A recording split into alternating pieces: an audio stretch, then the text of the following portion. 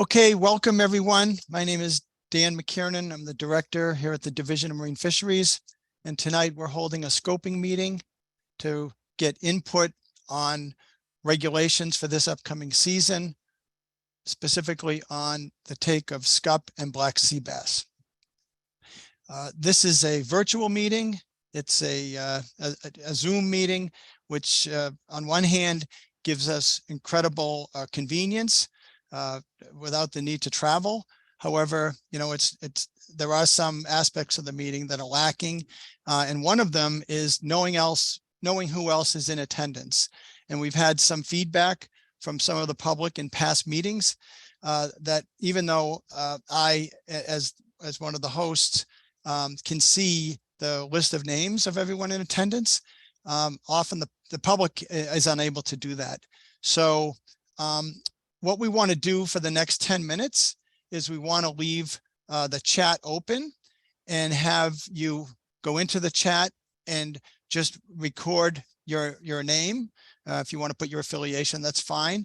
I think this will allow each of you in the audience to get a better feel for who's here. If you want to commiserate, after or during or whatever, you'll know that that other folks are present, especially among your fellow anglers or stakeholders. So why don't we do that? And I believe that you all can read the chat as well, so you'll know who's here. I think that would be really helpful for you folks. The reason we're here today is to receive comment on these new regulations, which we're required to enact under federal law and in compliance with the interstate plan.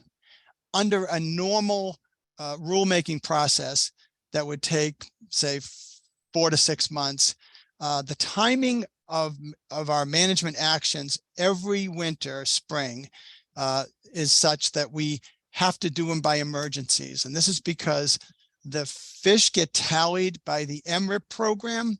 We get those data in around January, and Nicola Meserve, our specialist on this, is going to be giving you a presentation.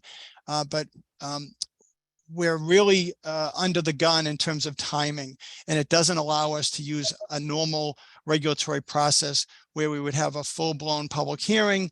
We would take it back to our Marine Fisheries Advisory Commission. They would vote and we would enact a final reg. Something like that takes 4 or 5 to 6 months. So in this case, what we're doing is we're going to enact an emergency regulation, which is what we've done for the last 10 years or more. But we're giving you this option today to sort of weigh in with us so that we can make kind of an informed decision. And I'm going to go to our Marine Fisheries Advisory Commission at the end of next week and ask them to approve or to support, I should say, an emergency action, which will allow us to get this this fishery open with the new rules in time. Under state law, we're not able to do that normal rulemaking procedure.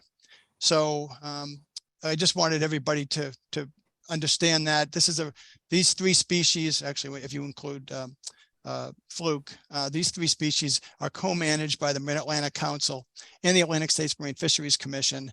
That's the upside, because there is good cooperation. The downside is we're unable to do it in a very consistent basis from year to year, because under federal law, the catches have to be adjusted annually based on the stock assessments. So tonight, the rules of engagement are once everybody kind of signs in, you are going to be muted throughout the presentation. To participate as part of this, we'd ask you to use the raise hand function. Jared will recognize and unmute the individuals in order. And we're going to turn off the chat and question and answer functions, because we found that in the past, there can be debates going back and forth between members of the public, and it's pretty distracting, and sometimes you can get off topic. So we would prefer that the communication go directly to us. And now that you know who's on the call, if you folks want to be chatting with each other on the side, you can do that through your own text messages and your own phones. So, and finally, you can listen to tonight's presentation. You can comment if you'd like. I'd recommend that you put your comments in writing because we'll be forwarding all of the comments to the Marine Fisheries Advisory Commission for their consumption and for their consideration. Most of them are not on tonight. I see Mike Pierdenach is our vice chairman is on the call tonight. And also we have a survey that we have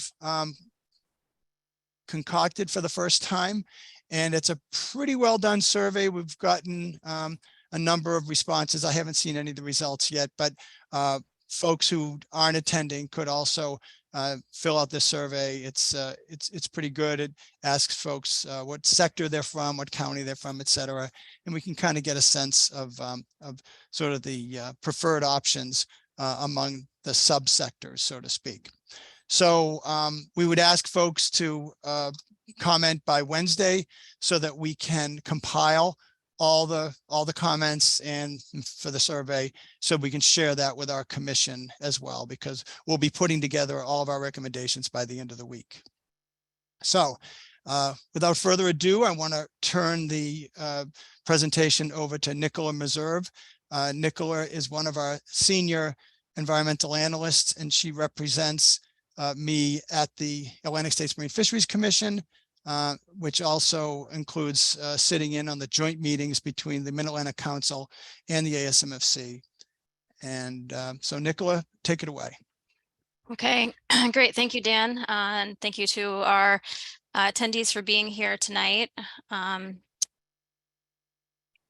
Dan covered some of this timeline here, the more recent elements about how we're going to proceed with emergency rulemaking, but I wanted to go back a couple months and explain how this process of setting the recreational measures really begins in August of the prior year, when the Atlantic States Marine Fisheries Commission and the Mid-Atlantic Fishery Management Council established the catch limits for the coming year.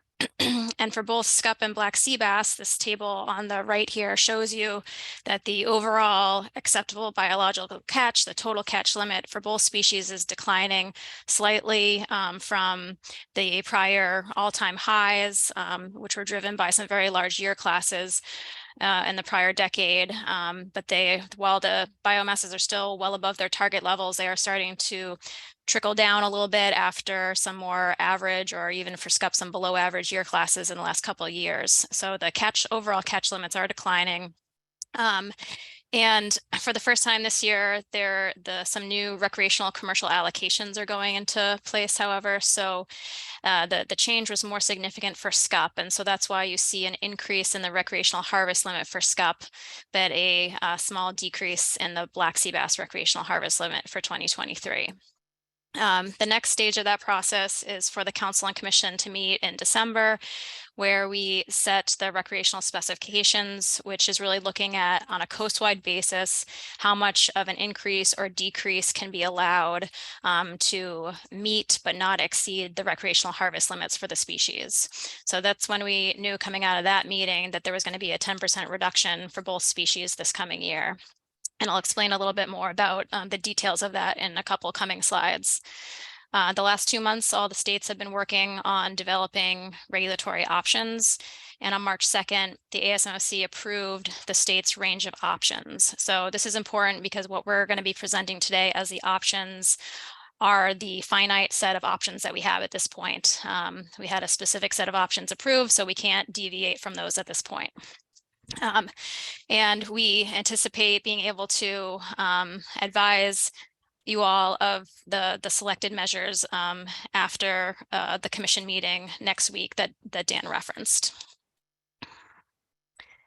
So in terms of how the percent decrease of 10% was determined this year, that annual process is to evaluate the predicted harvest under the status quo regulations. So under the 2022 regulations, what do we expect the harvest to be? And then compare that to the recreational harvest limit for next year. And I wanted to note that there were a couple improvements made to that process this year, whereby the uncertainty around the harvest estimates are now being taken into consideration. And then there is also a secondary look at the stock biomass level relative to the target level that's used to cap the amount of change that can occur in a year. So for species like scup and black sea bass, that was an important measure. The idea of this change in the framework here is that we're also going to be setting measures for every 2 years. However, these changes were implemented in the middle of the 2-year assessment period. So I anticipate that we're going to be doing the same thing next year and that the measures won't necessarily be status quo. If we look specifically at scup and black sea bass, the graph on the far left shows you the recreational harvest limits for 2023 as the blue squares, and then the orange dots represent the harvest estimate for 2023 under the 2022 measures, in addition to an 80% confidence interval. So even when you consider that confidence interval around the predicted harvest, they're still exceeding the recreational harvest limits for next year. So rather than it being the fact that we're overfished or the stock is below its target level, it's really the fact that the harvest is expected to exceed the harvest limit that is leading to the reductions. So the charts on the right-hand side show you that for both species, the biomass estimate from the most recent stock assessment, which both have terminal years in 2019, estimated the biomass to be 150% of the target level. So in the new approach, this feeds us into the box of a 10% reduction for both species. And while this is not an easily accepted result, it is better than what we would have expected under the prior situation, which may have led to a 15% black sea bass reduction and a 35% scup reduction. So once we know that the overall goal for the coast is a 10% coastwide reduction, it feeds into our regional management processes for the species. On the scup side, the council and the commission voted for a set of federal waters measures that were not anticipated to reach the entire 10% reduction. So then it's on the states now to change their measures to complete the reduction that's necessary of 10%. So those federal waters measures were to close January and April and reduce the federal waters bag limit from 50 fish to 40 fish, maintaining the 10-inch size limit. And NMFS is expected to implement those measures in federal waters, provided the states do the rest of the work to achieve the 10% reduction.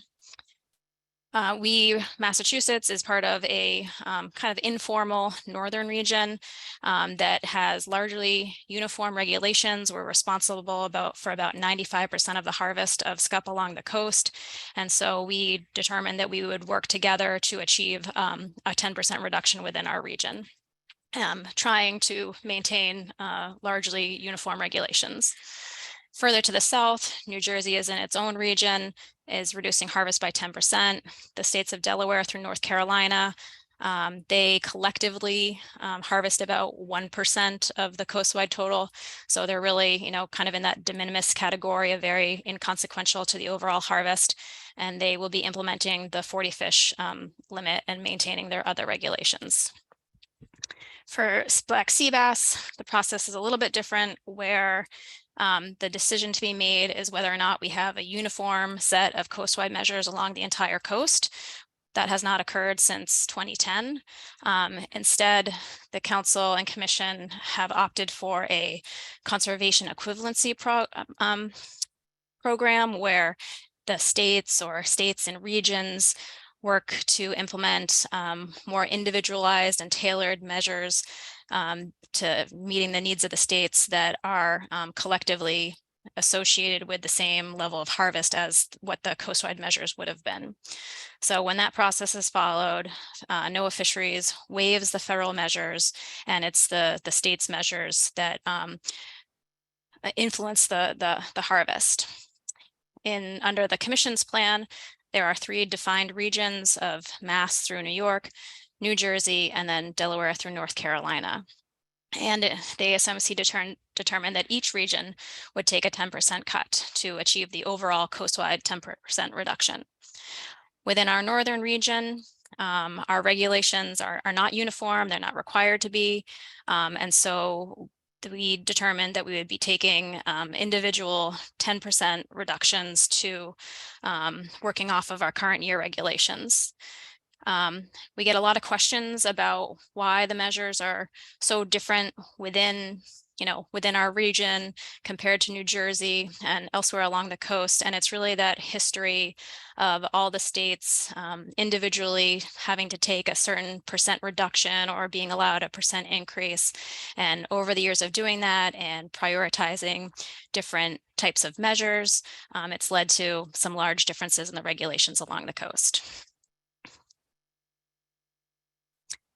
So starting off with Scup, the table here shows our measures from last year throughout the region.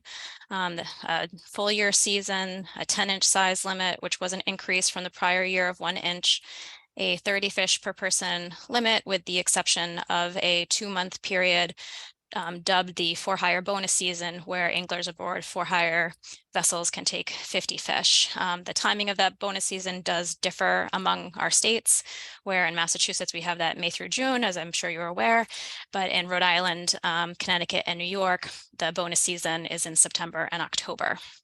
So some of the things when our region got together to determine how we could best meet this 10% reduction, we knew going in that a bag limit reduction would need to be very drastic to achieve a 10% reduction, because there are few individuals outside of particular times that are actually taking the full bag limit. And so an early analysis had showed us that going to 15 fish coastwide was only going to achieve a 5% reduction. So it didn't seem like a bag limit reduction would be the ideal way to achieve a 10% reduction overall. We also know that seasonal closures would affect the states differently within the northern region. The more southern states, for example, may put more priority on being open in November and December than we do. And we also did see that a 1/2-inch size increase could achieve a region-wide 10% reduction, but there was concern about another increase in the size limit following on last year's increase, particularly for shore fishermen who tend to have less access to larger fish as vessel-based fishing. We also knew what the council was recommending for the federal waters rules. And we know that 2 of the most recent liberalizations that we took back in 2019 were to open January through April and increase the bonus season from 45 fish to 50 fish. So those seemed like maybe natural places to roll back the rules, because they were the last liberalizations that we took. Since we have been open in January through April, we have seen that there's limited effort, generally speaking, but we have gotten a couple surprise, unrealistic MRIP estimates that does change our total harvest, and we have to take account for that. So I have a couple slides that show just some of the Massachusetts data for Scup, and a couple things that I would point out is that we did have a decrease. On the left, we have the catch, both the harvest and releases and number of fish. In 2022, we did see our harvest decline from 2021. Up on the right-hand side, this is the proportion of harvest by 2-month fishing wave, and you see the real dominance of wave 3, May and June, in terms of the contribution to the annual catch.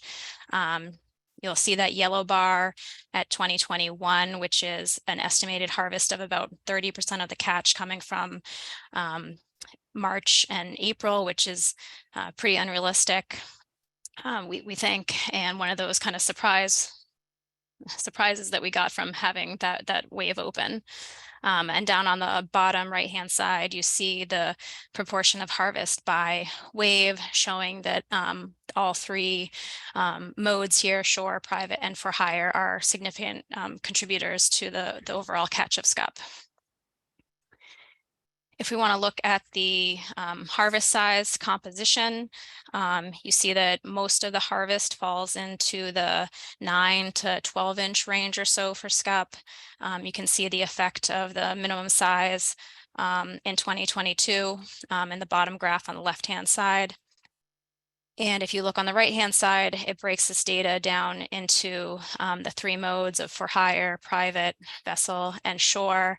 And while the for hire and private vessel distribution of the harvested fish in terms of their size are pretty similar, you see that the shore-based harvest is a bit more clumped around the minimum size with not as many fish being harvested at the larger sizes.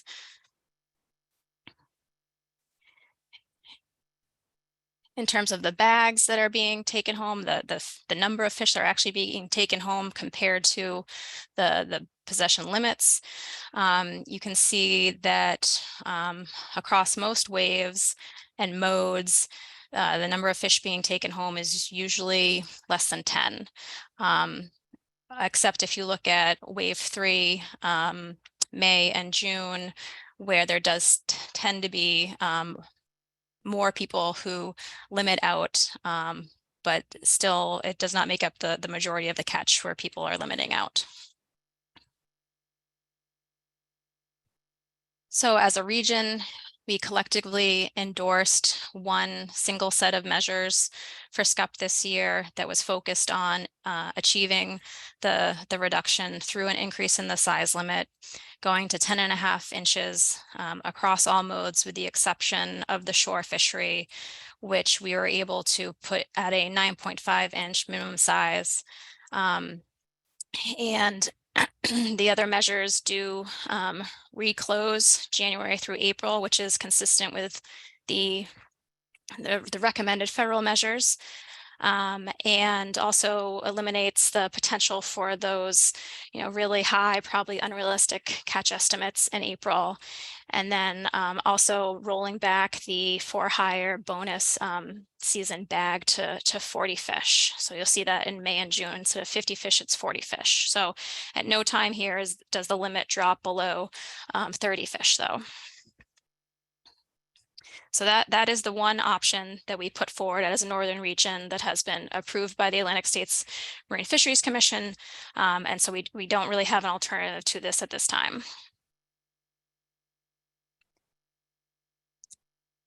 Moving on to black sea bass, our 2022 measures are shown here.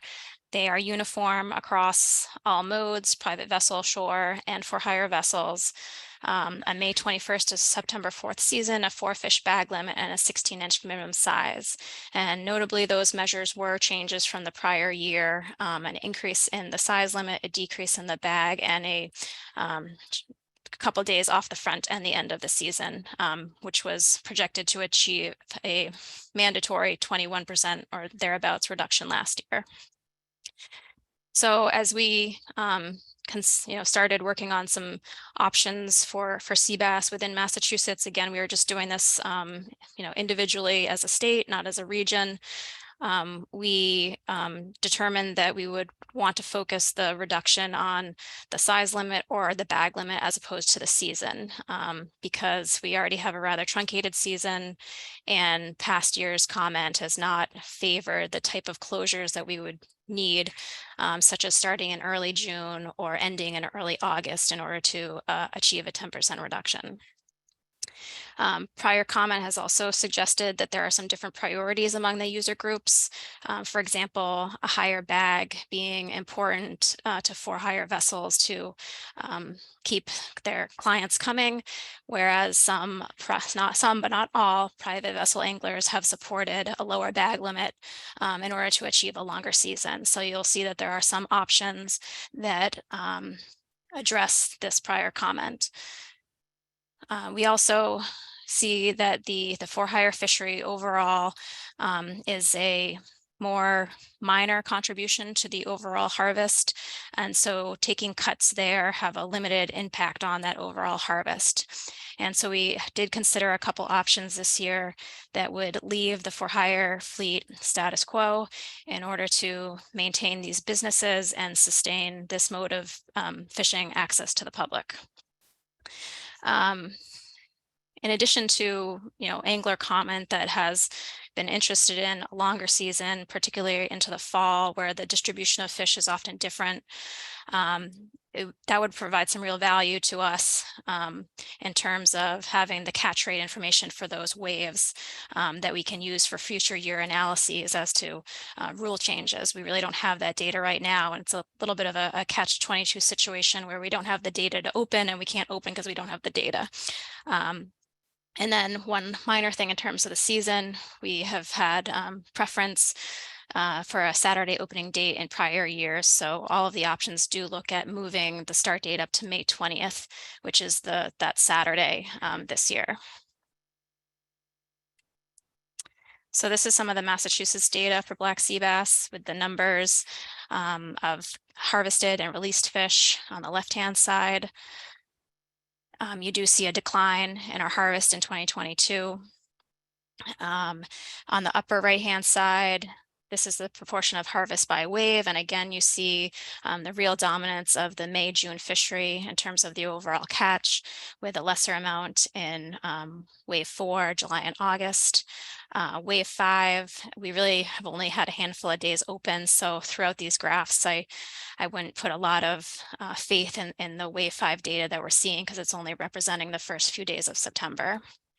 And then on the bottom, the harvest proportion by mode shows the real dominance of the private vessel fishery in terms of the contribution to the overall harvest.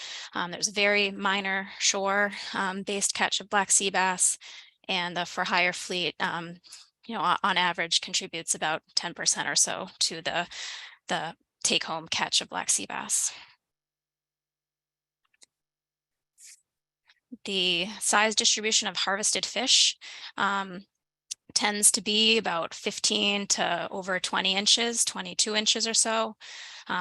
Again, here you can see the effect of the size limit increase in 2022 on the bottom graph on the left-hand side, where the everything's moving over a little bit because of the 16-inch minimum size. Notably, however, most of the catch is occurring well above the minimum size limit.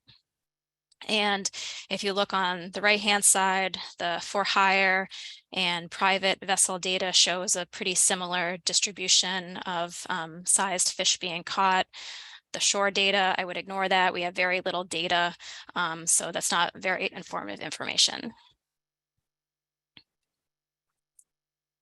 In terms of the take home of the bag limits that are actually being achieved outside, and there's a distinct difference between wave 3 and wave 4 for sea bass, where in wave 3 you do see over 20%, 30%, 40% in certain years actually limiting out at either 5 fish as it was in 2020 and 2021, or at 4 fish in 2022. Whereas in wave 4, the majority of anglers are taking home 1 or 2 fish. And you see pretty similar trends between for hire and private vessels.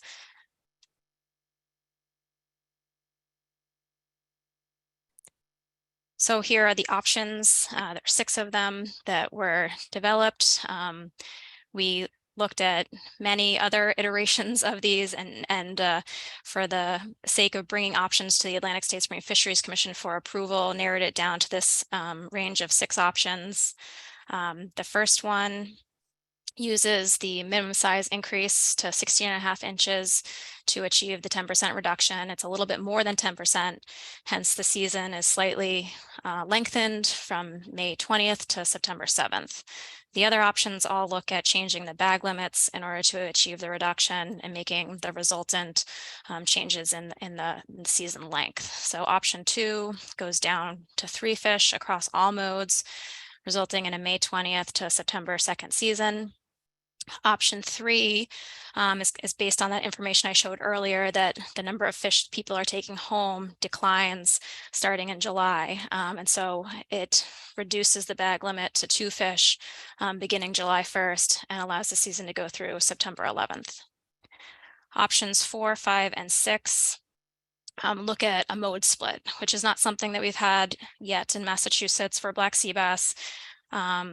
As you saw with Scup, we do have a little bit of a mode split there where there's the for-hire bonus season, but this is not a path that we've taken yet for black sea bass. In the first option, it's only the private and shore modes that are reduced to 3 fish. You can contrast that with option 2, where all modes go down to 3 fish, and you see that the difference is only 2 days in the season length, which speaks to that relatively minor contribution of the overall catch being attributed to the for-hire fleet. In option 5, the private and shore modes are reduced to 2 fish in order to provide, a much longer season that goes through October 24th. And in option 6, the private and shore modes have variable bag limits of starting out at 3 fish from May 20th to June 30th, going to 1 fish for July and August, and then going up to 3 fish in September and October, where the thought was that there is additional, bycatch of black sea bass associated with the tautog fishery. But our data had shown that, 1 or 2 fish was the take home in July and August. So that was the idea behind, 3 to 1 to 3 fish. And in those latter 2 options, the for-hire fleet is status quo, with the exception of starting on the same date as the other modes of May 20th. So as Dan said, in addition to providing your comment tonight, you can do it by email or through the survey that we put out. You can find that survey, link here, or it's also on our social media accounts. I'll just note that we have something like 700 responses so far. So a lot of feedback in there. But I think we'll start with questions. Joe Petner, you're recognized.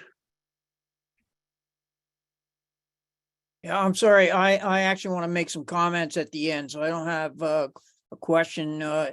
This is really helpful because a lot of things that I was going to speak to obviously have been explained. Thanks for that. I wish that I had been aware of some of this prior to my own thinking here, but I would like to comment or make some comments later on here. Yeah, Jared, I think it's important to take some questions. Nicola presented so much information. I'm sure there's some folks who might want to go back to that. I'd like to also credit Sam Truesdell of our staff, who's really a top-notch analyst who's been responsible for production of a lot of these. He works very closely with Nicola, and this is some of the best information I think we've seen studying the performance of our fisheries. All right, so going to questions. Alan Steinbeck.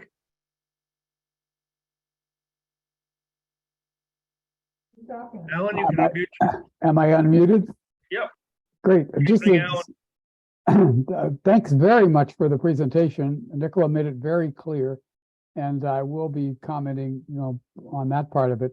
But as a recreational fisher person out of Woods Hole, I'm curious about who I should contact to try to find out the interaction between species, that is the black sea bass and scup, in terms of predation, et cetera. I'm done. Thank you. I'm thinking on that. The predation between the two. I wouldn't say that has been directly incorporated into the stock assessment. A natural mortality rate is assumed there. But I would mention that there is an interaction between. Please now. I'd mentioned that there is an interaction between scup and black sea bass, taking it into the consideration of the development of these options, as well as summer flounder. And that was one of the other improvements kind of with moving forward this year, is that the model, a new model was developed to evaluate the harvest under different regulations, and it actually includes all 3 species. And so there are kind of trade-offs between them. But I'll have to think about who specifically you can ask that question to. Frank Perry, you're recognized. You can unmute yourself.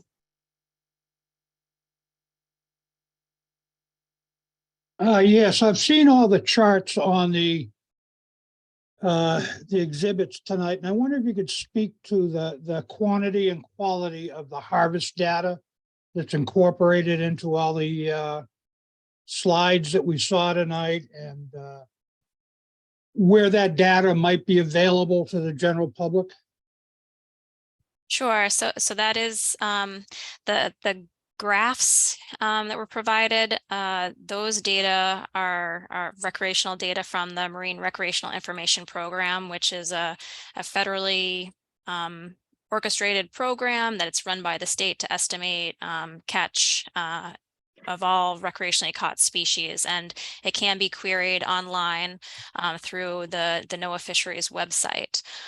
Unlike commercial fishery data, which is a census of all commercial harvesters, though, this is a survey that does have a measure of uncertainty around it.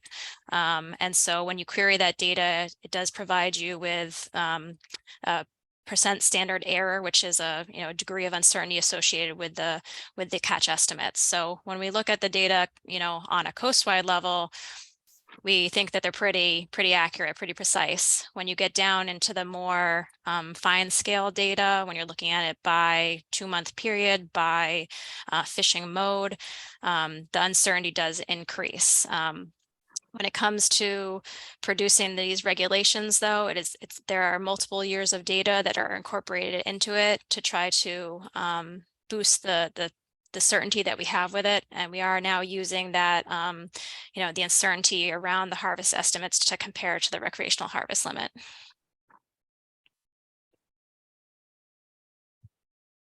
Great. Did you have any follow-up questions? No. Thank you.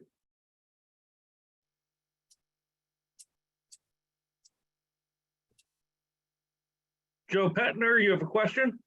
Yeah, actually, I do have a question. This is, I think, to Nicola, but there have been changes that were adopted in January by the Mid-Atlantic Fisheries Management and the Atlantic States Marine Fisheries Commission that made some adjustments to the proportions of commercial to recreational. How does this for Scup, fluke, and sea bass?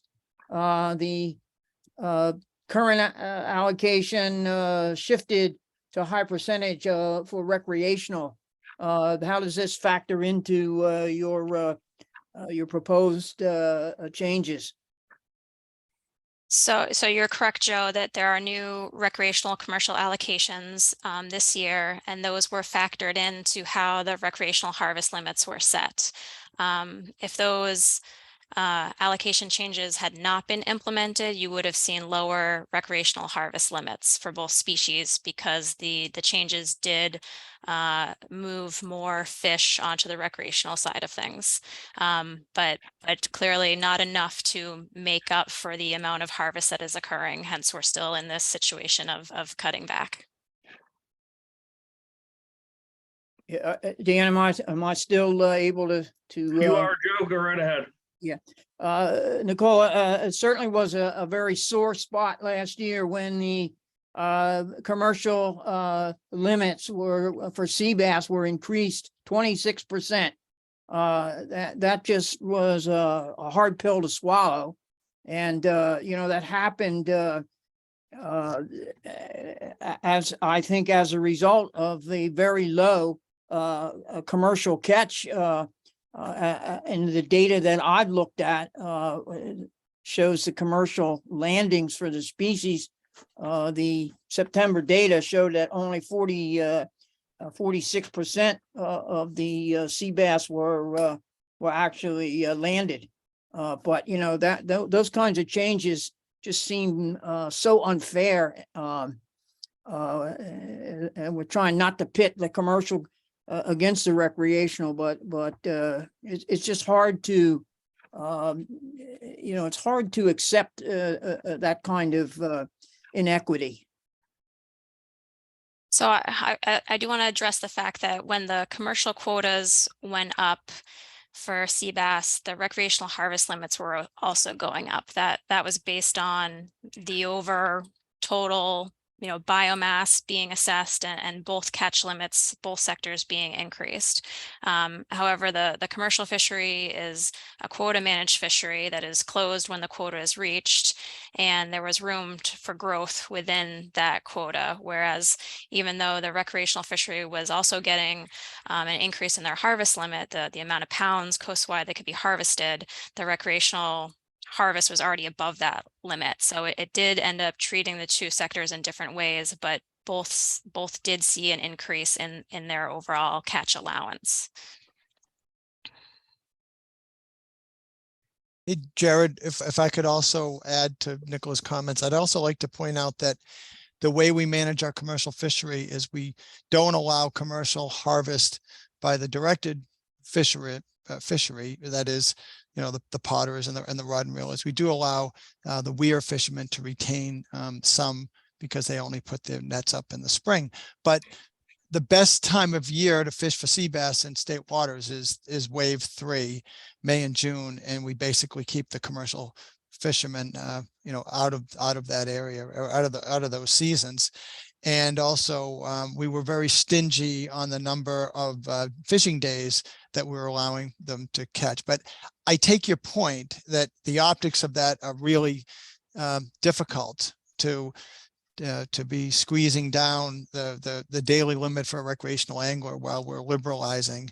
But as Nicholas said, they're managed separately, and it as painful as it is, we're trying to promote both sectors, the commercial fishery and the recreational fishery. I will say that this year's commercial quotas have been reduced by what, Nicola, 30%?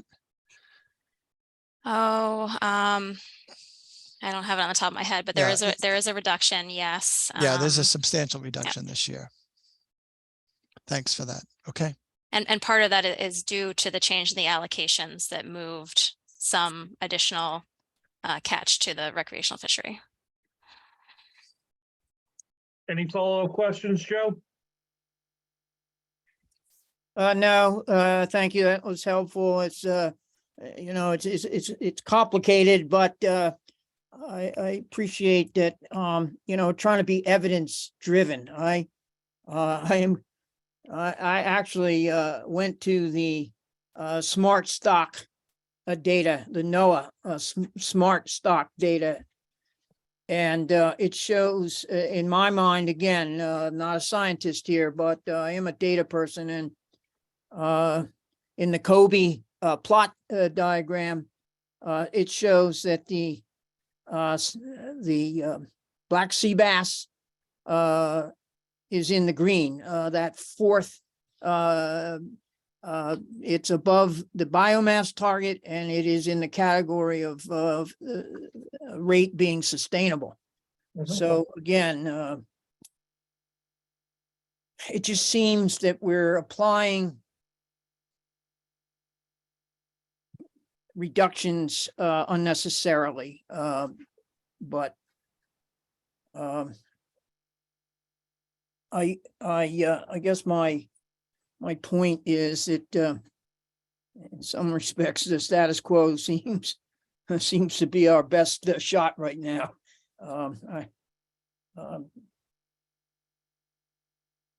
It's helpful to know that we don't have an option of increasing the days. And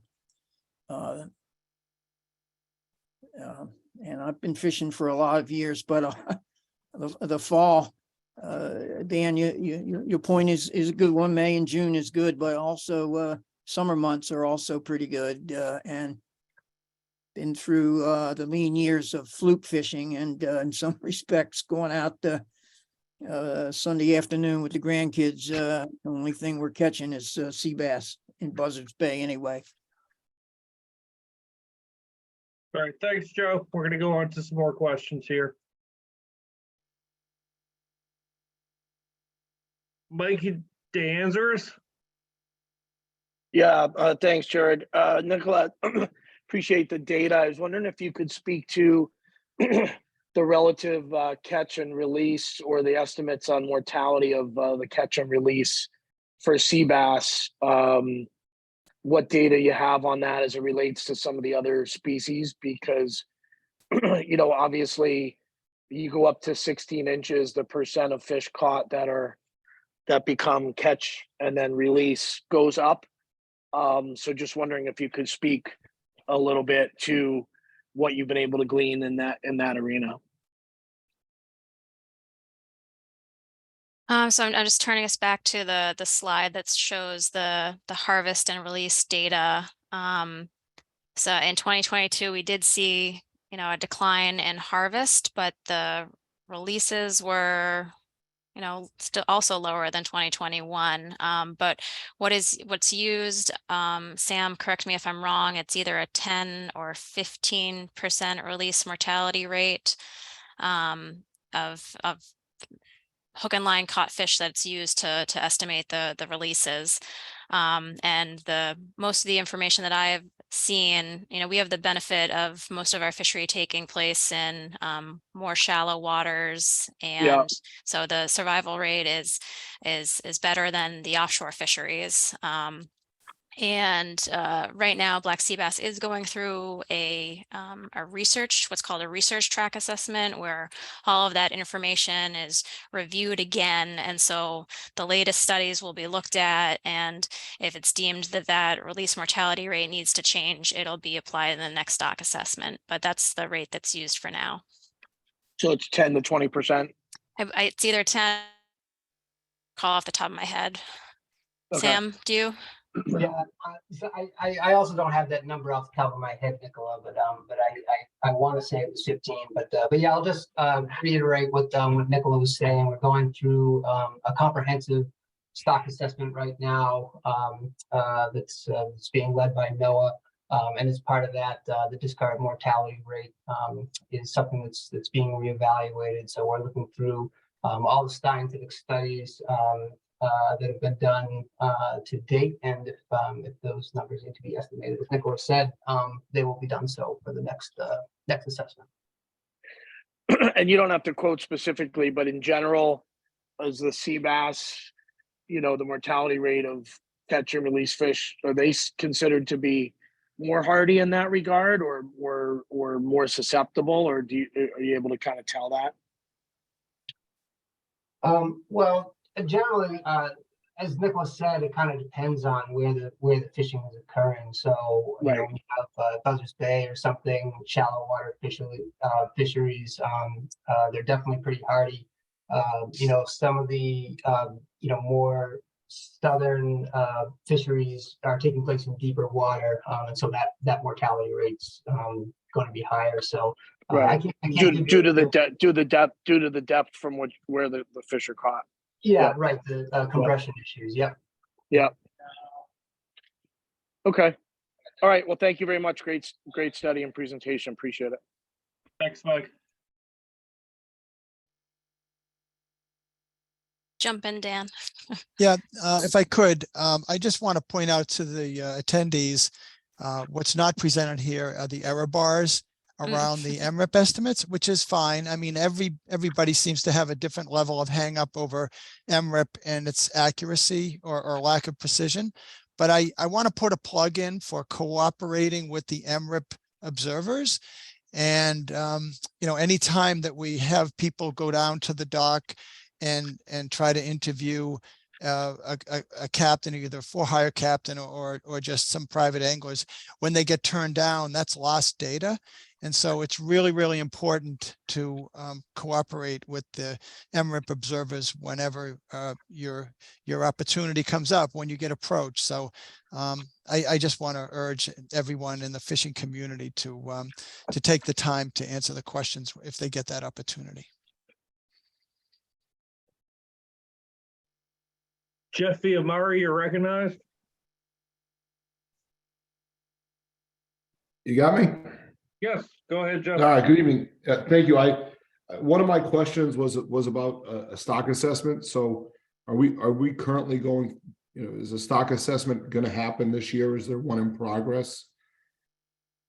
The the process has what's called the research track assessment first, which looks at, for any new data, any new studies, reevaluates the type of models that are used. And then the next step is to do the management track assessment, which puts in the latest data and produces information for setting of measures. So currently, there's been a little bit of a delay, and so we expect that the next assessment that's going to feed into the setting of measures will be completed in time for 2025, right, Sam?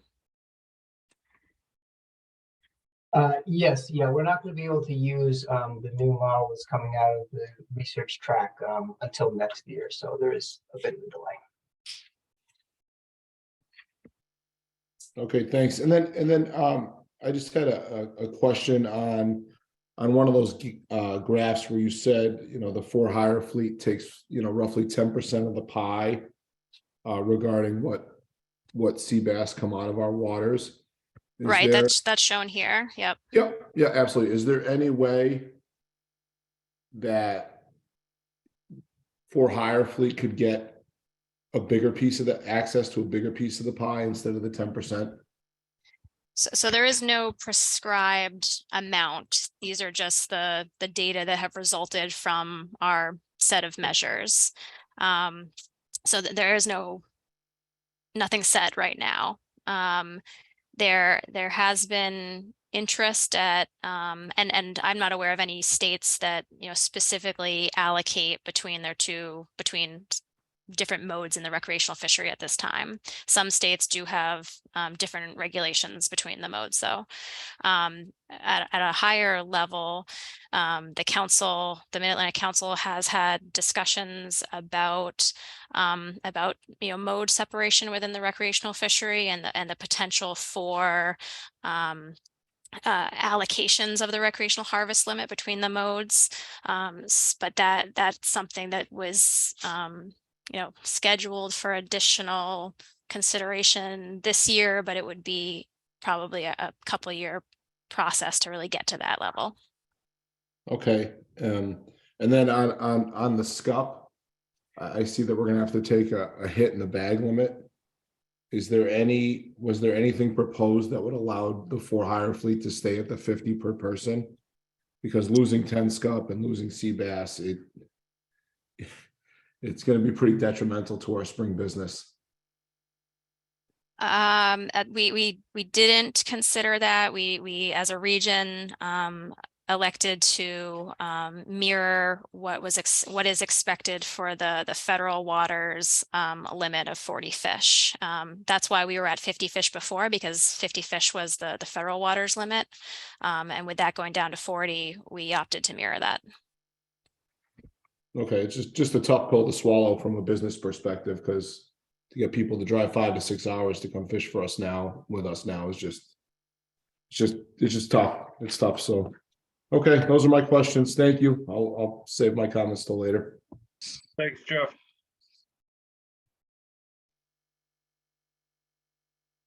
Jack Creighton, you're recognized.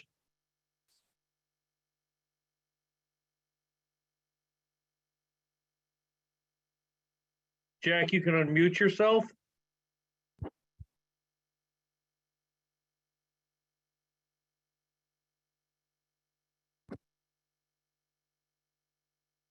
Jack, I see you're unmuted, but I'm not getting your microphone.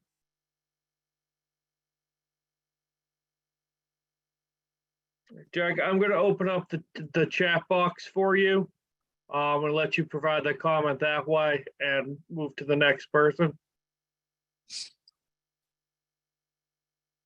Daniel Smith, you're recognized. Hey guys, can you hear me? Yes. Okay. So just a couple of things. I have to say that I'm in agreement with Jeff Viamari there about the 40 fish. If there's any way that we could revisit that and possibly, come up with something on that front, that would be outstanding. I'm in a similar program to him at that time of the year, so I have to agree taking a hit on sea bass as well as black sea bass, or scup and black sea bass. Not a good thing. Also, so with the is there any way, or has the division considered implementing a reporting program for the recreational angler? Something that would be, I don't know, in there would be some sort of an incentive to kind of close that gap for the MRIP data.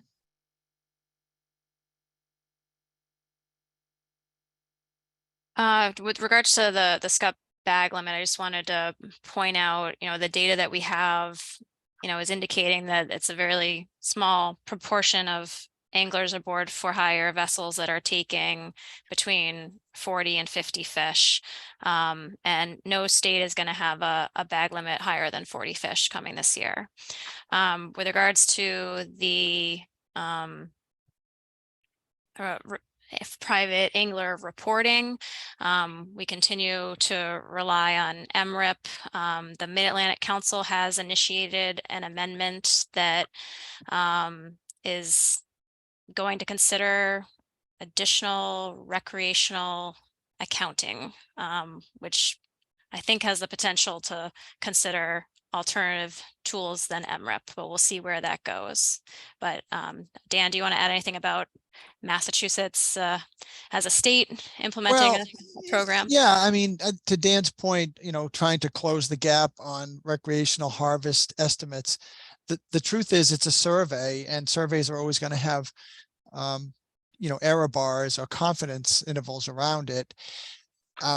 We have probably 250,000 anglers, and I don't think we can administer a program where we're requiring 250,000 people to submit their catch records. It's just unrealistic.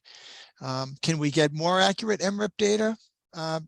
Maybe, but I don't see any huge improvement. I think, Nicola, what you were referring to was some other tools that might be used, might include like mail surveys that I'm guessing that's one of the tools they might use. That's a tool that's used around the coast to try to get more precise catch data. But I think it's very challenging to try to do too much more, especially anything that's mandatory on a rec angler. I mean, a deer hunter may get like one deer a week for 1 week of the year.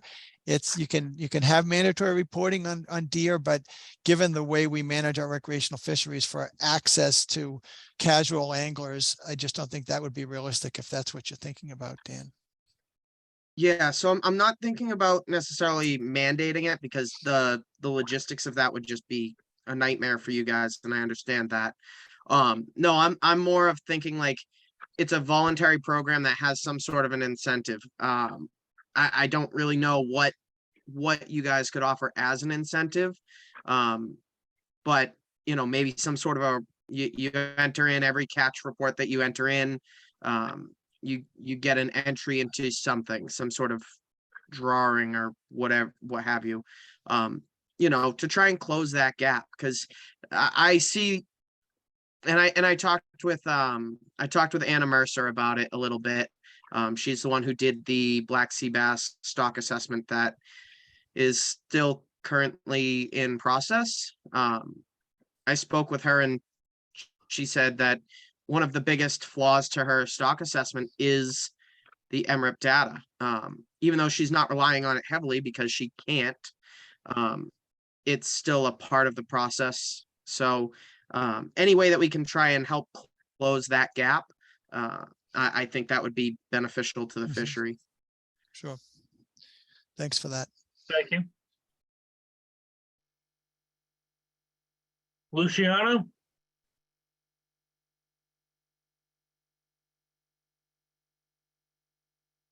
Hi, one of the things I always was puzzled by, and this is a recreational versus commercial, and there was a big dust up last time when we talked about the allocations last year, is that commercials are, they're getting fish that are 12 inches. And when I look at the biomass, just like in stripers or any other species, the bigger fish lay the big piles of eggs. You know, why are they taking out such small size fish in such great numbers? It applies both for scup and you know, why aren't the commercial people coming up on the size, you know? That's a good I look at it question. holistically, you know? Yeah, that's a good question. And I don't know that we've done any. Port sampling to get a handle on the size composition that the commercial fishermen are taking, but I'm guessing they're probably high grading because they want to get the maximum value for the fish that they're retaining. But we can That certainly takes look a into lot that. of breeders out. So I would comment that, you know, when we've needed to take a commercial cut, the tool has been to reduce the quota, and that's been the way you've achieved the cut.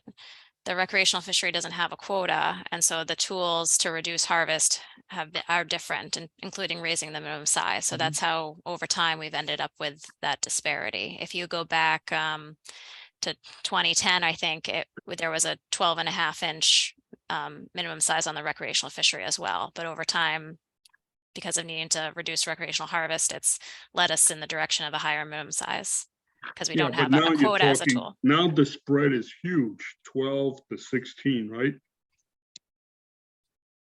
We throw back many fish that are 14, 13, you know, 12, because they're a very aggressive species. Before you get into the, you know, the occasional 16 plus size.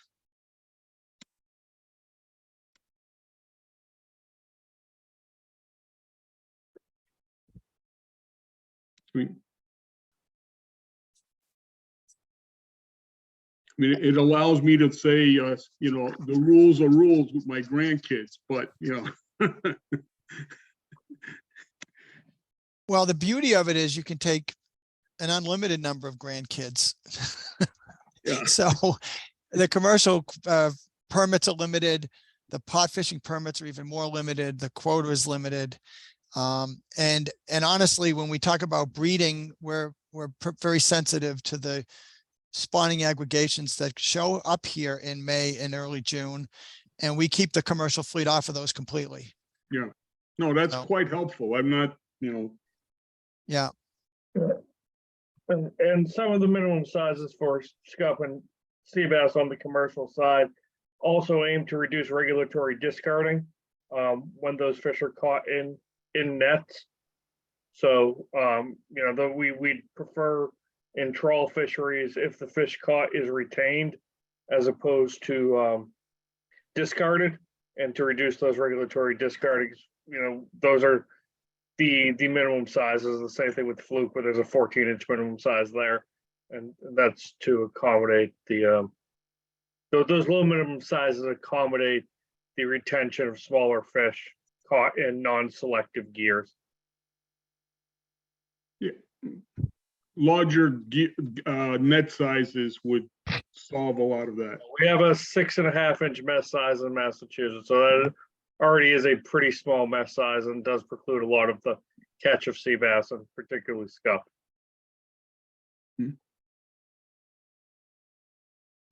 All right, thank you, Luciano. Thank you.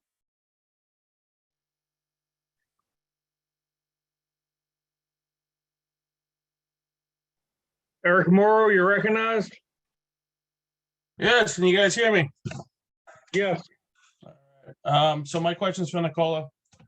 I know you said we had to maintain with in our region for the 40 fish, but why can't we run some numbers?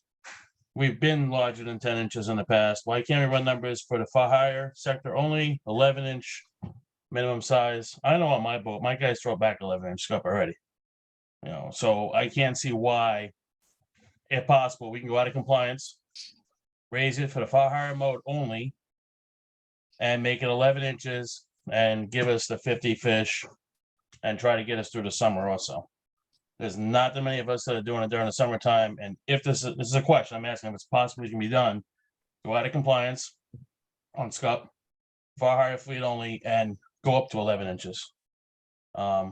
This way we're not affecting the recreational angler. They can stay at the 10, but I mean, I'm sure I've talked to a lot of the guys in the industry, and we're all in favor if we can do that, get a higher size, minimum size, because we're kind of running out of options here. You can catch Scup all the way back to Jersey, and we need a selling point. I understand only 10%, according to the data, gets their bag limit, but we have to sell the product. And so if there's a way that you could look at that, and if it's a possibility, that's it.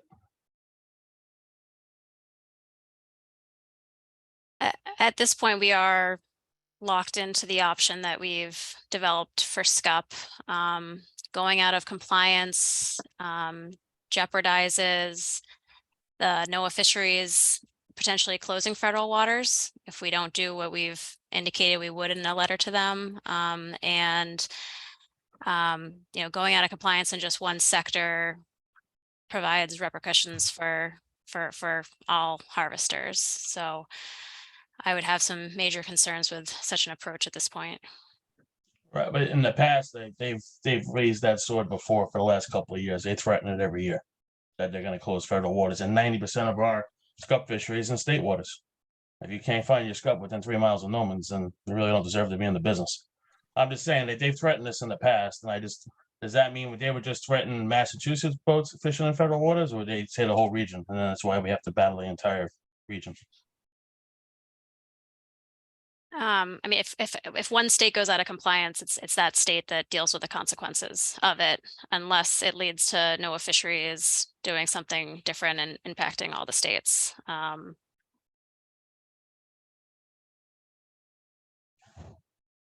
Nicola, if a non-compliance finding occurs, would that not also close the entire recreational fishery in Massachusetts, not just the non-compliant sector? Yes, it would. All right, it was just a question. I'm just throwing it out there. This is like 3 years in a row they threatened that, and I mean I personally can't see it. They'd burn that place down. You're talking about putting thousands of boats out of business doing that, but it was just a question if it could be done. So, all right, I'll save comments till later on. Thank you.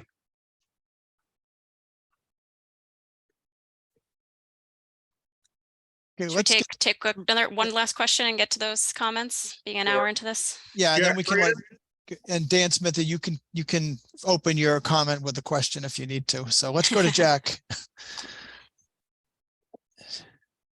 Do we have Jack? Jack, you have to unmute yourself. Say it again. Am I on? Yes, Yes. you are, Jack. Thank you. It's been very informative so far. One of the things that I have to say is that I'm from the Cape Cod Salty Sport Fishing Club on the Cape. And I think that some of the statements made tonight about the depth of the water and things like that, and the number of fish that on the release that survive, I would challenge 15% on black sea bass in Massachusetts. And I think that as an organization, the director should also challenge that. I don't think 15% is a realistic number. Again, I'll do something in writing, but I wanted to thank you for putting on the program, and I'm disappointed that with all the people that we have on the water in the state, that at start time, 11 people were online is very disappointing to me as a recreational fisherman. So thank you and great job. Yeah, Jack, at this point, we have 26 attendees and 9 panelists, and a panelist is like DMF staff and commission members. So you've got 26 attendees at this point from the general public. Well, thank you.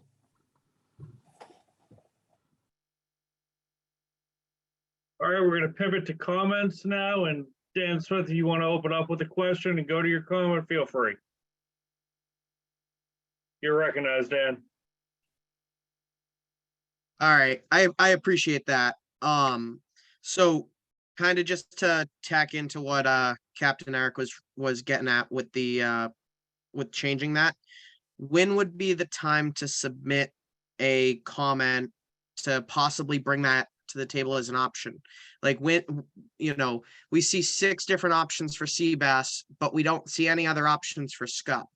Has anybody thought about reaching out to maybe the charter boat associations or a handful of the captains that their businesses revolve around that? Like, Eric does that all year long. He would be a great guy to ask and say, hey, this is what we're thinking. Do you have another idea that might work better for your business or better for overall the entire industry?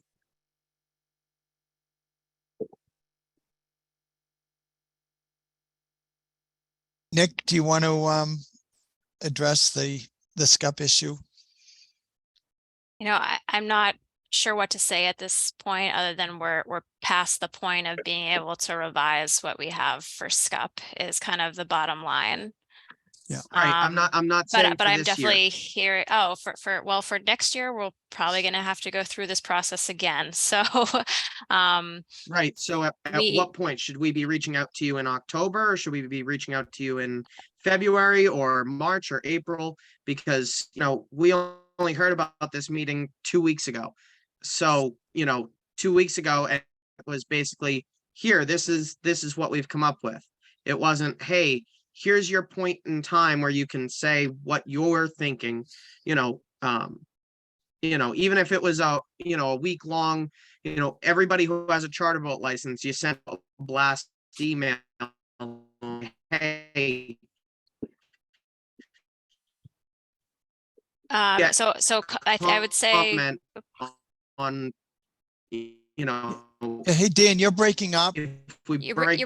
you're breaking up a little bit, Dan, but I think I get the gist of your comment. And I would say that information that you provide today will serve the purpose Oh. of informing next year's regulations, similar to the way prior comment has informed what we did here, for example, for sea bass for our options. But we can also try next year to front load the process a little bit more with some opportunity for public input to make sure that we get that in time for those regional deliberations. Hey, Nick, can I ask, Okay. consistent with Dan's question, I think, about the potential for the Mid-Atlantic Council and the National Fisheries Service to do a framework on transferring some scup maybe in season between sectors, between the recreational and commercial sectors. As you know, the commercial sector hasn't taken its full allocation in recent years, and I'm wondering if, like Bluefish, if there could be, a future action by the federal government to move some of that quota in season between sectors, and if so, would a petition now submitted to, I guess, the Mid-Atlantic Council on behalf of fishermen in the region? Is this a good time to start thinking about that? Yes, I guess I would say yes, that the more that type of comment is offered up, the more of a look it will get. Currently, the management plan does not allow transfers between the two sectors. We got a step closer to that by allowing, the shorter framework process of changing the management plan to allow those potentially through the future. And there certainly is interest at the council and commission level of considering that. So I think that comment potentially, either to us to know that it's of interest, or when NOAA Fisheries puts out the proposed rules for scup that includes, a 40 fish limit, that could be a time to comment on that issue. Yeah, I think Okay. that's where there's more daylight, right? To try to get some of that unutilized fish, essentially. That's how I would recommend you guys, band together and try to get the fishery managers at the interstate and federal level to address that. We will as well. I mean, Nicola is prepared to bring that up at the meetings she attends. But I think it would be kind of cool for the industry to seize on that and try to get that amendment to the plan in the future. Okay. Can you guys hear me okay, or am I still breaking up a little bit? A little bit, but you're clear enough. Okay, so I just want to make comment and go on record saying I support option 6 or option 5 for the for hire fleet. Aside from that, I'm all set. Thank you, Dan. Thank you. Rick Golden, you're recognized. You can unmute yourself. Hey, good evening, everyone. Thanks for the presentation this evening, Nicola. This is Rick Golden. I'm the Secretary of the Stellwagen Bank Charter Boat Association, which our membership is made up of charter and party boat captains and recreational anglers that fish the state and federal waters off the north and south shores, Cape Cod and the islands, as well as the south coast of Massachusetts. Consistent with the reasons set forth in our letter emailed this morning, the association recommends those options with a black sea bass for hire, 4 fish limit at 16 inches over the timeline specified May 20th through the September 4th of this year. The association also proposes a for hire measure for Scup, excuse me, with an increase to 11 inches with a 50 fish limit from May 1st through to September 4th to maintain bookings. That is all I have for this evening. Thank you. Thank you, Rick.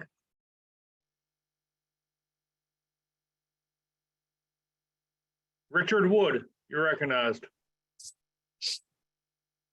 Hello, thank you very much. Name's Captain Rich Wood, president of the Cape Cod Charter Boat Association. And I don't want to repeat all the words that the previous speaker said, but I think if their viewpoints on this coincide with our viewpoints on this, we sent a letter in a couple of days ago. We primarily addressed Massachusetts black sea bass options and neglected to also include the Scup, our error. But we do echo the Stellwagen Bank Charter Boat Association's feelings on that issue. 2 other points, if I may. One a good one a bad one. So the good one is the survey, online survey, relative to the black sea bass options. And I believe you said we have over 700, or you have over 700 responses so far. So I think that's excellent. And I especially liked the option of give me your priorities. Don't just give me your top one, but give me your number 2, number 3, number 4, number 5. So the statisticians must love that. They can figure some stuff out. So that's good. But I think that reaching out is very good. The second thing is in discussions over the last 10 or 15 minutes, at this point in time, we're being said that, especially on the Scup side, this is it. This is it. We literally cannot do anything else as far as these bag limits or seasons or minimum size. Whereas on the black sea bass options, we do have options to reach the 10%. In our letter a couple of days ago, in our email of a couple of days ago, one thing I personally mentioned was that it's critically important to everyone that anglers, recreational, commercial, for hire, get involved in this process at the very, very, very, very start. If somehow, some way, and I don't know the answer to this, but somehow, some way, 6 months, 4 months previous to today, there was some sort of a communication avenue between the various user groups as well as the various groups that take all this data and make recommendations. If there was some avenue there which possibilities were going back and forth, and that would give the anglers a opportunity to provide you feedback along the way. And that's all it is, feedback. It's not saying we want this and period. So when we get to this point today, it's not like on Scup, this is it, period, end of discussion, I'm sorry. So that's just my recommendation. Somehow, some way, we could get more information back. Now maybe there's anglers that are part of some of these committees, I'm sure. And maybe on our side, we should investigate exactly how we can increase that flow of communication back and forth.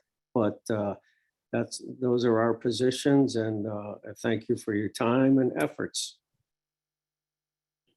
Thank you, Richard.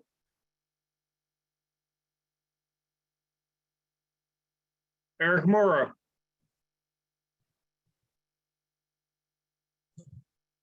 Okay, can you hear me? Yes, sir. Go right ahead. All righty. So first of all, I wanted to thank Nicola for the presentation. And as you know, for almost 20 years, I've been asking for a separate bag limit for the hire fleet. And we've did this dance for a long time. And I'm very happy to see that we have the options on the table now.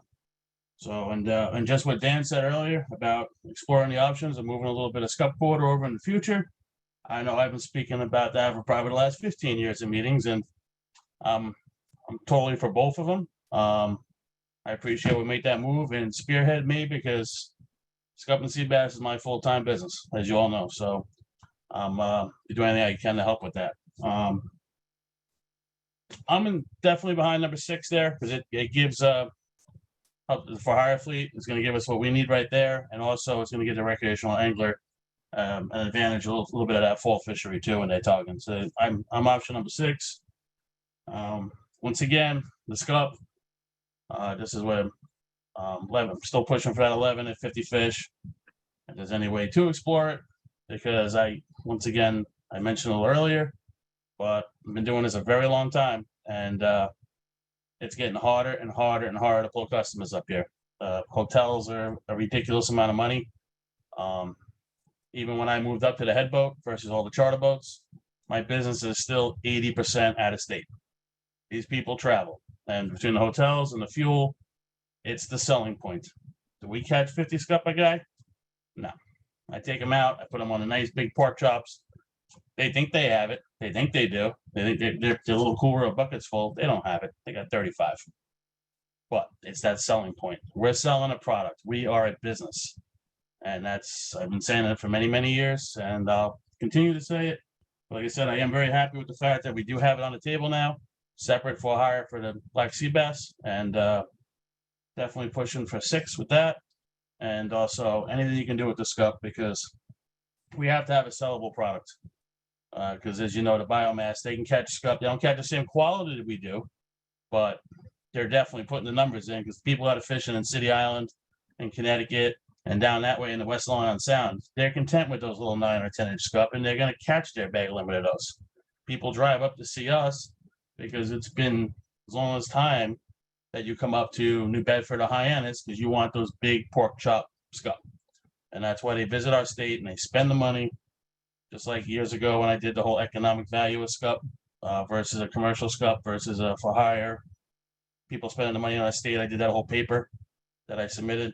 That's it. So I'm one of the few very full time with the Scup, and I'm going to keep pushing for it. And anything you can do moving forward, I'd be greatly appreciated. But thanks for the meeting, and that's it for me. Thanks, Eric.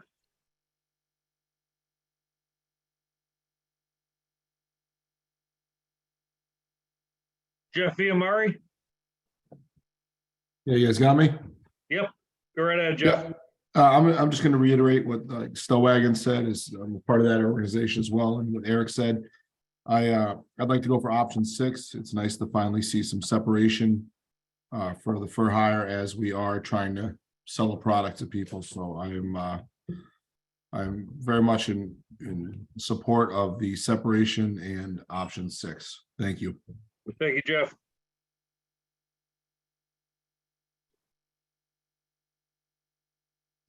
Vin McCarthy, you're next. You can unmute yourself. You're recognized.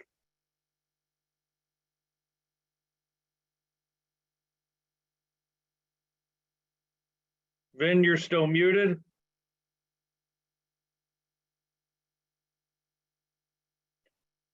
All right, Vin, I'll come back to you. I got you. You got me now? Oh, there you go. Got you now. Sorry about that. Ain't nothing bumper. Yeah, this happens when you get old. But the nice thing about being old is you remember the old days. Remember when it was unlimited? And then we had the limit of 100 scup? I do. And it's good. I mean, that fishery that Eric talks about, that fishery is just something special up there. The fishing today is as vibrant and as robust as it's ever been. And whatever you guys come up with, you know, we're going to work with it and make it work for everybody. But Eric's right. We don't get 10-inch fish, 11-inch fish. We get big fish, you know. I've been working for Eric now for 14 years. So we appreciate everything. But the only thing that gets a little sour grapes is when someone says to you, well, that's just the way it is. Well, you know, it is what it is. And everybody's going to abide by the law. But it's kind of a tough pill when someone just says to you, it is what it is, you know. Because I go back to limited days. I go back to 100 fish days. I mean, that fishery right now is like nothing I've ever seen in my life. These are the good old days right now. That's all I got. Well, I'm in favor of option 6 too, by the way. Thank you, Ben. Gotcha.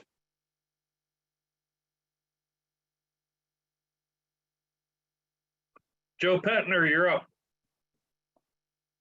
Yeah, I'm listening and trying to actually have a both and scenario. So let me understand.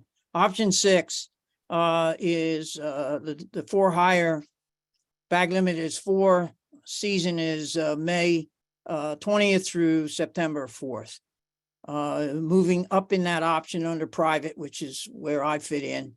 I get 3 fish from May to June, 1 fish from July to end of August, and 3 fish in September through October, which I'm not even in the water at that point. But I just think that is, I am totally in agreement that the for hire is it is recreational, but it is a business. And I've heard Eric, I know Eric because he used to keep his boat at Earl's there, and I was next to him, so I chatted with him quite a bit.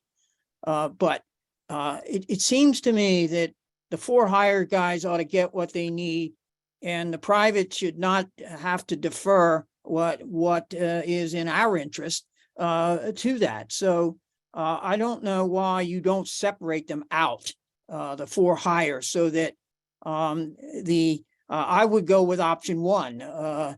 And you know, 1/2 inch. I just it does not. I can't believe that the data is this sensitive that 1/2 inch is such a critical size difference for those fish, and you know,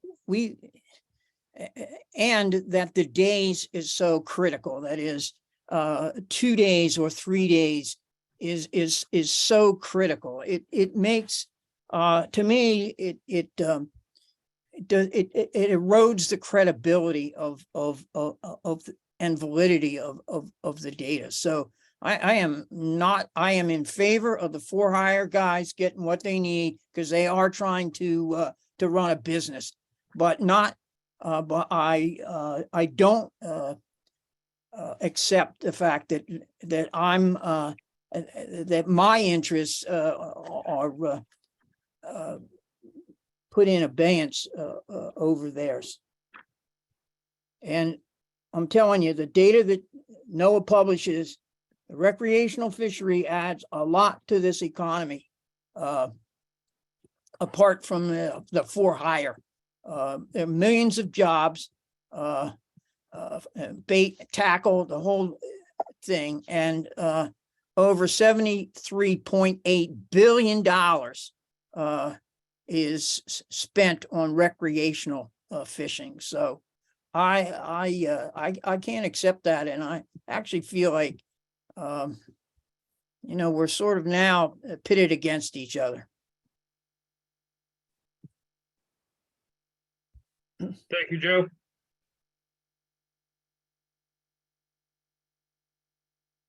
Willie Hatch, you're up. How you doing, Willie?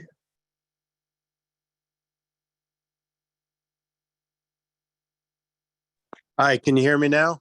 I can. All right, great.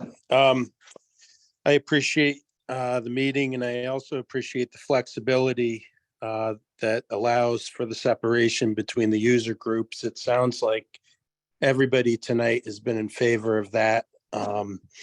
It gives both groups kind of what they need. Obviously, as a charter boat, we need a higher bag limit. It's hard to believe that we're thinking nowadays that a 4-fish bag limit's a high bag limit, but that's a whole nother story. And it also gives the recreational guys, I think what they would want is a longer season and more flexibility.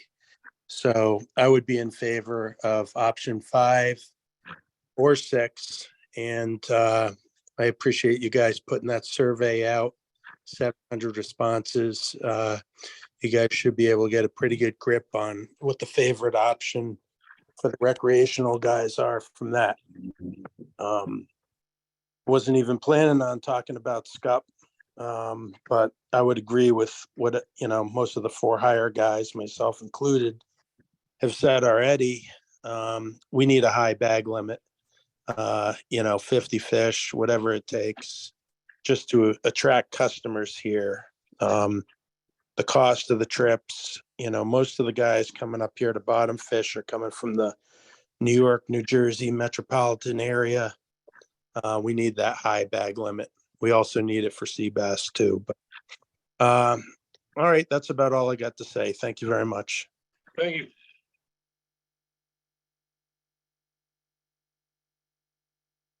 Steve, you're next. Hello, this is Steve Theberge, a recreational fisher have a small boat that I use in Buzzards Bay mainly. And I greatly appreciate getting invited to have a voice in this. And I would vote for option 6. This is my favorite. Option 5 next.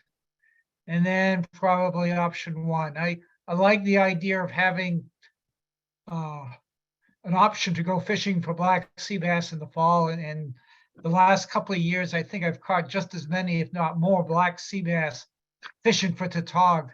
And it really hurts when you catch a really big one. You think you got a nice tautog, and it turns out to be a really big black sea bass. So I really like having that opportunity to spread the fish over a longer period of time, and especially having fish available when they're in the shallow water that I can reach. So thank you very much for that options. Thank you, Steve. All right, Dan, I'm going to turn this back to you. I'm not seeing any other hands raised in the queue. Okay, thanks. This has been a really great discussion tonight, and I really want to credit Nicola and Sam for the really detailed presentation. It was really unprecedented. Thank you both. So Nicola mentioned earlier that we have a survey out there that we'd like folks to fill out. We would like you to submit comments by the 15th so we can compile them in short order this week and recommend something to our commission next week. Again, we apologize for this process that seems too abbreviated, but we're doing our best. We don't get our data from the Mid-Atlantic Council, ASMFC, until like December and early January. So we're doing our best to respond accordingly. But anyway, thank you everyone for attending. And we really appreciate you coming out tonight. Dan, before we close out, Mike Peardnock wanted to add something. Sure, Mike. Go ahead, Mike. for anybody who doesn't know, Mike is the vice chairman of our Marine Fisheries Advisory Commission. Thank you, Dan. Can you hear me? Loud and Yes. clear, Mike. Yeah, thank you, Dan. Thank you, Nicola. Well done tonight. Just, I'm getting texts by a few individuals trying to call in by phone. Is there some special instruction you could give them how to raise their hand? If they're trying to call in by phone, they would have needed to register before the meeting. If they're already in the meeting, then there should be I'm not sure there's a raise hand function that way. I'm not seeing any individual phone numbers, so it looks like everyone on their phone would be using the app, and there is the raise hand function on the app. And Mike, I would just recommend folks put their comments in writing. You know, we're an hour and a half into the meeting already. And as you know, as a commission member, sometimes having the ability to read the well-crafted, well-composed comments is just as effective, if not more so. That works. Thank you. And I'd also reiterate that to anyone else who commented tonight to also put that in writing, because we have one of our commission members here, but there's 8 other individuals who work with us on this that aren't in attendance tonight that would be receiving the written comment in advance of next Tuesday's commission meeting. Right. Okay. Well, I want to thank everyone for coming out, and look forward to seeing you on the waterfront, seeing you soon this spring and summer.